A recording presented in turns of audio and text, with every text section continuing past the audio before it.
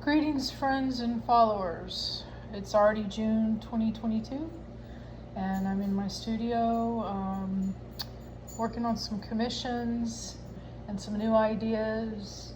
And to be honest, mostly what's on my mind is murdered children.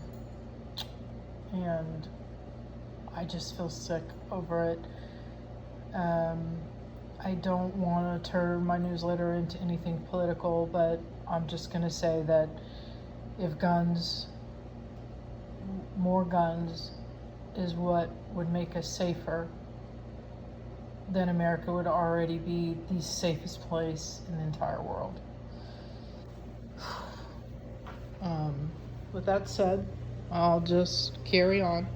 Gracie, say hi. Who's my best shop helper? You are. Gracie's about to turn 1 in June. Yes, she is. Get down. Bad jumper. So, as many of y'all know, I have been making my own clay towels for a few years now, and I'm proud to say that I finally figured out how to make them so that they don't warp once they dry.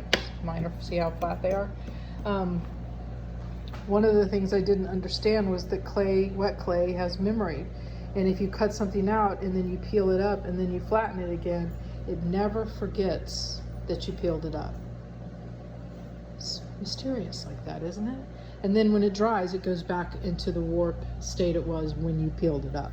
Anyway, so the way I make something like this is I get a big chunk of brown clay in this case, and I stick it in my slab roller, and it flattens it all out evenly with no air bubbles.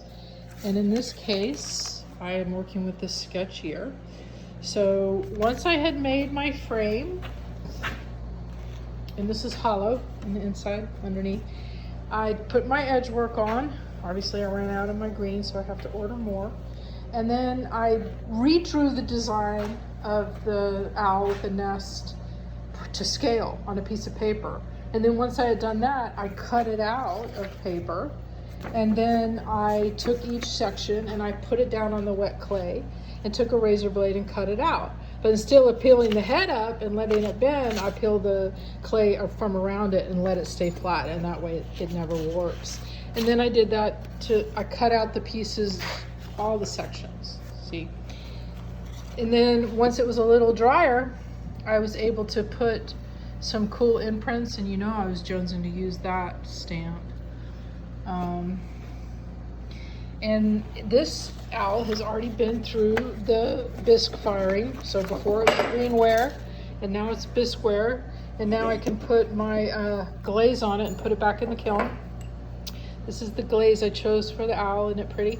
You can see the brown raised area is where there's like a breaking of the glaze. And now, so we should get that reaction all in these crevices, and I haven't decided what I'm going to do a different color right here. I haven't completely decided. And then I'll put it back in the kiln, and tomorrow morning it'll be like Christmas time, and I'll come out to what will hopefully be a perfectly fired tile.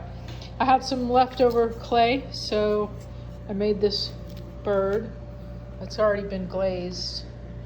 What am I going to do with this bird, you ask? I don't know. That's part of the fun of what I do, is the spontaneity of it all. I think that's all I have for today. Yeah, I'm worn out, tired of crying, trying to make sense of everything. So, hope everybody's well, and hug your kids and be kind. All right.